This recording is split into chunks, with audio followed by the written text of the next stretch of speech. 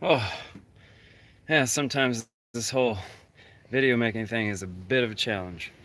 Anyway, I'm at my house debating on whether I want to move some mud in the dirt. But my concern I want to get with you today is with weeds. That's got to be like my number one phone call, email, text message, what have you. AJ, how can we control the weeds? And sometimes I get a little hysterical inside. Sometimes I laugh. Sometimes I'm like angry or irritated because most of the time these people are trying to kill weeds in a lawn that's already like ruined, right? Um, if I can portray this or explain this the right way, there is a thing called succession, right? So certain things have to grow before other things will grow. It's just kind of how plant life works a lot of times. You start small, go big, and these weeds that we're trying to kill are actually 9 times out of 10 performing an excellent service for us.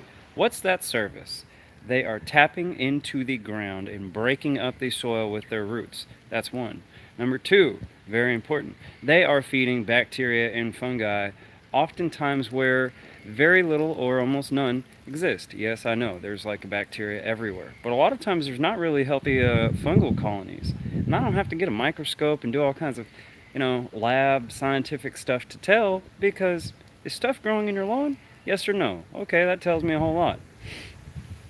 Uh, so quit trying to kill your weeds all the time. And 9 times out of 10, the stuff we're using to kill our weeds does a better job at killing us, but it works very slowly. So you can't say, oh, that's why I got sick.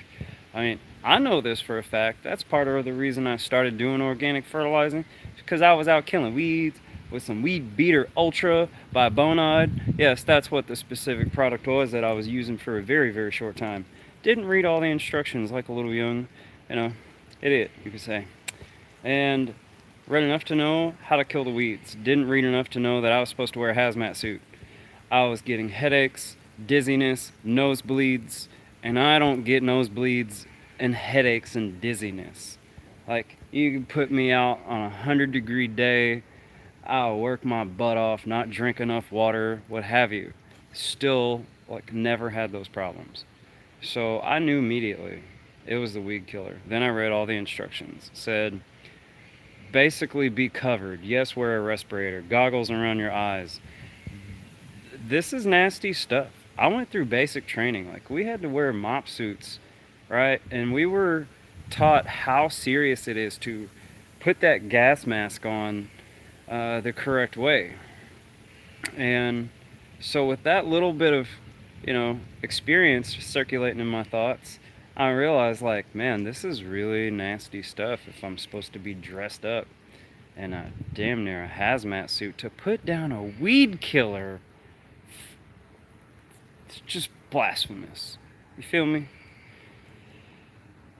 So, if you take anything away from this, take away the understanding that, again, 9 times out of 10, your weeds are performing a service in which no one else really can perform in that way, in the way that they directly feed soil microbes and fungi and open up the soil for more water and oxygen to penetrate deeper into the soil profile. So you can actually start to build soil instead of chemically demolished dirt.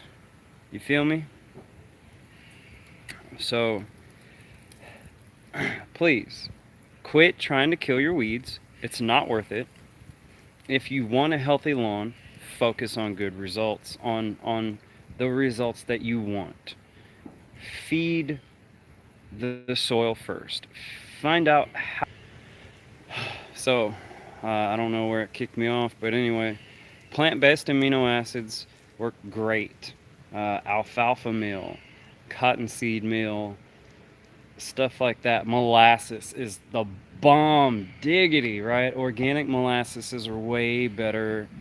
I use one I get from the store called HEB. It's wholesome organic molasses, and Bear Rabbit in a purple label, blackstrap molasses. Those are amazing at feeding like everything. How do I do it? Mix it down with water. People ask me all the time, AJ, what are the ratios? A lot of times I use stuff that's very safe to use. So pour a little, pour a lot, go to town, water it in, have fun. Okay, but for some of you who like things a little more technical, use about 8 ounces to a gallon of water. Go out and spray, possibly like 1,000 square foot area. When I do my mixture, that's a 100-gallon tank behind me. I put anywhere from 32 ounces, which is a quart, to a half gallon of molasses and roughly between 60 to 100 gallons of water. And I spray a lot of times anywhere from 4 to 10,000 square feet of turf with that one tank. And I also add about a pound to up to 3 pounds of humic acid powder. So I get some excellent soluble humic acid powder, mix those together, and boom, you have the core ingredients of hippie juice, right? Simple stuff, but it works. But check out my Facebook page and see a lot of the before and after photos that we get. Soil is super helpful. If you're trying to grow turf, St. Augustine grows in what's called a sandy loam. But to go circle back to the main point, quit trying to kill your weeds, please. Quit using weed and feeds. They don't work.